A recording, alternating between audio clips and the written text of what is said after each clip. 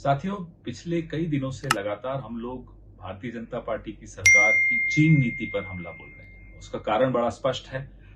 प्रधानमंत्री बार बार चीन के राष्ट्रपति के सामने नतमस्तक होते हुए दिखते हैं। यहां तक कि गलवान घाटी में जो हमारे 20 बहादुर सैनिकों की शहादत थी, प्रधानमंत्री ने चीन को क्लीन चिट देकर उस शहादत को भी नकार दिया, उनकी शहादत का भी अपमान किया। हमारे सेना के हाथ बंधे हुए हैं, प्रधानमंत्री ने खुद बांधे हैं। मैं आपको कारण बताता हूं। प्रधानमंत्री की चीन परस्ती आज से नहीं शुरू हुई। यह चीन परस्ती तब से शुरू हुई जब वो गुजरात के मुख्यमंत्री थे। अमेरिका उनको वीजा नहीं दे रहा था। चीन ये बार बार चले जाते थे क्योंकि वहां वीजा उनको आसानी से मिल जाता था। लगातार चीन जाते थे। वहां क्या उनके संबंध बने चीन से हमें नहीं मालूम। चीन के बड़े बड़े अधिकारियों को, मंत्रियों को गुजरात बुलाते थे। धौलेरा जो इंडस्ट्रियल सिटी बन रही है, 43,000 करोड़ के करारनामे चीनी कंपनियों के साथ किए। अपना लघु उद्योग, अपना मध्यम उद्योग बर्बाद कर दिया, लेकिन चीन की कंपनियों को पलक पावड़े बिछा बिछा कर जमीनें दी गई। ये गुजरात में किया, ये मुख्यमंत्री ने किया। मुख्यमंत्री का नाम नरेंद्र मोदी था। यहां तक कि नरेंद्र मोदी जी की चीन परस्ती का यह आलम है कि गुजरात के स्कूलों में मैंडरिन कंपलसरी करने की भी एक योजना ले आए थे। वो नहीं हो पाई। कांग्रेस ने उसका विरोध भी किया। भारतीय जनता पार्टी के नेता, 13 नेता चीन कम्युनिस्ट पार्टी के स्कूल, जिसको पार्टी स्कूल कहा जाता है, वहां पढ़ने गए। 2014 में गए। क्या पढ़ के आए हमें नहीं मालूम। क्यों इतनी करीबी, कितनी घनिष्ठता चीन के साथ, हमें नहीं मालूम। मैं आपको एक और बात बताना चाहता हूं। ये बार बार कांग्रेस के विषय में बात करते हैं। चीन को सबसे करारा जवाब राजीव गांधी की सरकार ने ऑपरेशन फैल्कन में 1986 में दिया, जब इसी तवांग सेक्टर में चीन ने कुछ शैतानी करने की कोशिश की। उस वक्त जनरल सुंदर जी थे। राजीव जी और जनरल सुंदर जी भी अच्छी टीम थी। राजीव गांधी की सरकार ने फौज के हाथ नहीं बांधे हुए थे। ऑपरेशन फैल्कन हुआ।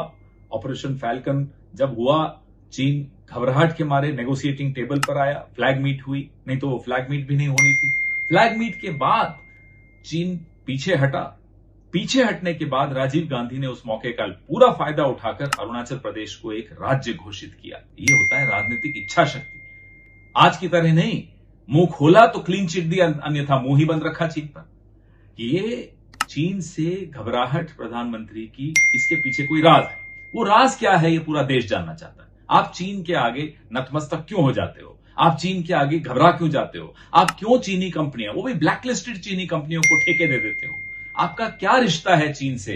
ये हम बार बार पूछते हैं। इसलिए पूछते हैं क्योंकि कुछ तो है जो आप छिपा रहे हो, कुछ तो है जो चीन को पता है और हमें नहीं पता। इनका एक बहाना है कि हम बॉर्डर पे इंफ्रास्ट्रक्चर मजबूत कर रहे हैं, इसलिए चीन परेशान हो रहा है। माफ कीजिएगा, बॉर्डर पे इंफ्रास्ट्रक्चर मजबूत करने का पहला कदम 7th प्लान में 1986 में राजीव गांधी की सरकार ने उठाया था, जब BADP लॉन्च किया गया था। तब से अब तक लगातार हर सरकार ने बॉर्डर इंफ्रास्ट्रक्चर को मजबूती दी है। मनमोहन सिंह सरकार ने 2000 किलोमीटर लंबा ट्रांस अरुणाचल हाईवे की शुरुआत उस सरकार ने की थी। ईटानगर रेलवे स्टेशन इसने कंप्लीट किया, मनमोहन सिंह सरकार ने बनाया था। 6 एडवांस लैंडिंग किसने बनाए? मनमोहन सिंह सरकार ने बनाए। अरुणाचल प्रदेश में इतने लैंडिंग फैसिलिटीज जो दी हैं, वो मनमोहन सिंह सरकार ने दी है। तो ये कह देना कि मोदी सरकार ने जो सबसे बड़ा धोखा किया भारत की सेना के साथ, वो है माउंटेन स्ट्राइक कोर को रोक देना। Mountain strike corps Congress party की देन थी, मनमोहन सिंह सरकार की देन थी। चीन इससे घबरा रहा था। मनमोहन सिंह सरकार के जाते ही और मोदी सरकार के आते ही माउंटेन स्ट्राइक कोर को रोक दिया गया। आखिर कारण क्या था? क्या दबाव था मोदी सरकार पर? किसका दबाव था मोदी सरकार पर कि माउंटेन स्ट्राइक कोर का काम रोक दिया गया?